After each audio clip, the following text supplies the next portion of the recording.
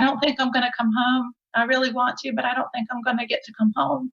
These days, this is the only way Erica Lemberger can see her father. Every day that goes by, I'm more and more and more concerned. After teaching in public schools for 40 years, her dad, Matthew Lemberger, retired and decided to travel the world. He arrived in India just days before COVID-19 did. Overnight, they had the shutdown, the government shutdown, and he was not able to get out of the country. Her 77-year-old father soon became sick. He tested negative for COVID-19 but had to be hospitalized, then ended up in the intensive care unit.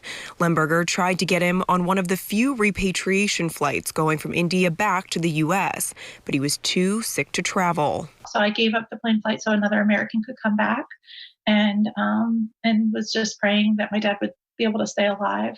Lemberger, who is a nurse, is able to talk to her dad twice a day thanks to hospital staff and the kindness of a few locals who have been taking care of him for weeks. They just recognized that my father is a human and that they were going to treat him as if he was their own father. Her only hope now is to get an air ambulance to fly her dad back to the States, but it comes with a $200,000 price tag.